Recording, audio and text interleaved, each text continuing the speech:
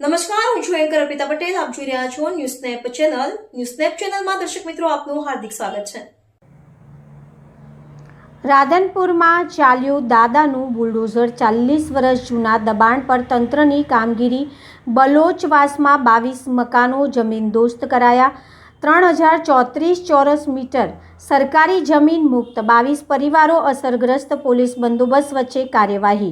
રાધનપુર શહેરના બલોચવાસ વિસ્તારમાં આજે વહીવટી તંત્ર દ્વારા મોટા પાયે દબાણ દૂર કરવાની કાર્યવાહી હાથ ધરવામાં આવી હતી.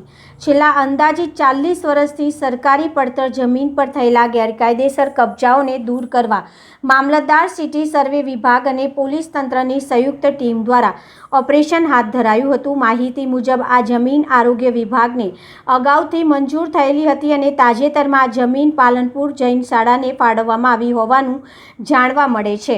કુલ 3034 ચોરસ મીટર વિસ્તારમાં ગેરકાયદેસર દબાણ થયેલું હોવાના કારણે તંત્ર દ્વારા કડક કાર્યવાહી કરવામાં આવી. પોલીસના લોખંડી બંદોબસ્ત વચ્ચે જેસીબી મશીનોની મદદથી કુલ 22 મકાનો તોડી પાડવામાં આવ્યા હતા. આ કામગીરી દરમિયાન કોઈ અનિચ્છનીય બનાવ ન બને તે માટે વિશાળ પોલીસ બંદોબસ્ત ગોઠવવામાં આવ્યો હતો.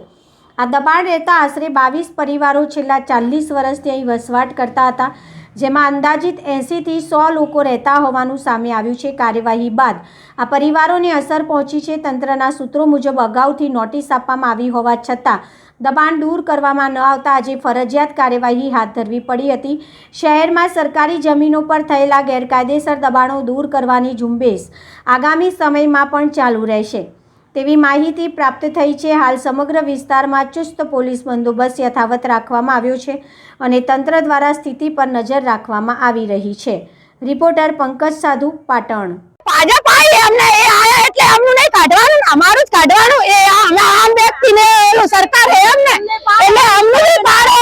પછી અમારા ફૂલ ડોઝર હેનારા અમે કપડે જેલમાં જવા અમે તૈયાર છીએ. અમે અહીંયા બી હેનો અહીંયા બી ફૂલ ડોઝર અહીંયા બી હેનારા. પેલા અમારું ચા મચમાસી લો એ જુતાઈ ના એટલે. मेरा नाम है गोरे खान बलोच.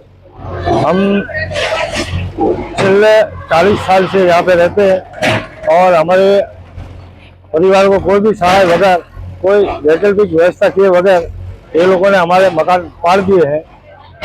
और अभी धूप का समय है, ये बच्चे को हम लेके कहाँ जाए. कोई वैकल्पिक व्यवस्था की होती तो हमारे लिए अच्छा था. लेकिन इन्होंने क्या किया है कि 2 नोटिस या 3 नोटिस बजा के सीधा डेमोलिशन का काम किया है.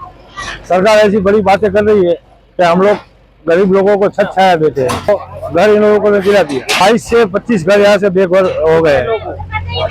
22 से 25 घर के 100 घर से 80 से 100 लोग बेघर हो गए. कितने बच्चे थे?